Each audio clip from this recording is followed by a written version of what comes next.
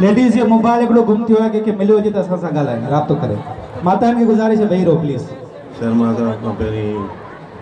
इजाज़त वठां त मूंखे घणो टाइम ॾींदा न आवाम जेका आहे उन्हनि जो इहो ई हूंदो त असीं कथा ॿुधूं साईं जा वचन ॿुधूं ऐं टाइम बि घणो थी वियो आहे तव्हां मुख़्तसिर टाइम वठंदुसि सभिनी खां पहिरीं असांजो इंतिहाई महान श्रीमान डॉक्टर शिषपाल शर्मा साहब जिन जो पुराणो तालुक असांजे पाकिस्तान सां आहे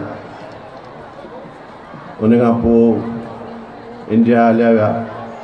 पर जेतिरी क़दुरु मूंखे ख़बर आहे अॼु मुंहिंजी डॉक्टर ओम प्रकाश सां बि कचहरी थी जंहिंसां बि असांजो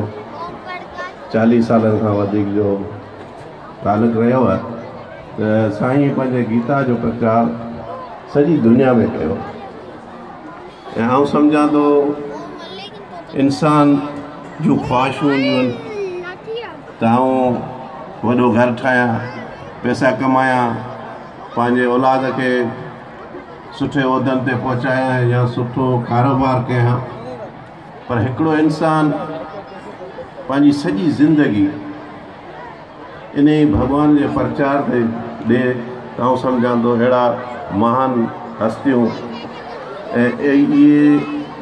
असां साईं जो प्रचार साईं जी कथा अॼु जेका तव्हांखे ॿुधाई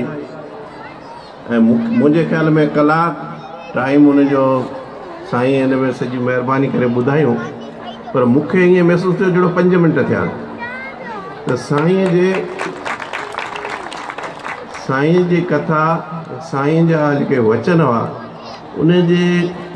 हर लफ़्ज़ जे पोयां हिकिड़ी वॾी सम्झाणी आहे हर लफ़्ज़ जे पोयां हिकिड़ी वॾी हिकिड़ी सोच सम्झ पंहिंजे धर्म जी ॼाण इंसानियत जी ॼाण उन में शामिल हुई ऐं अॼु सभ खां पहिरीं आऊं पंहिंजो माताऊं भेणूं मुंहिंजा भाउर मुंहिंजा मोज़ीन मुख़्तलिफ़ ज़िलनि मां आयल हिंदू पहचान जा दोस्त हो ऐं साईं गीता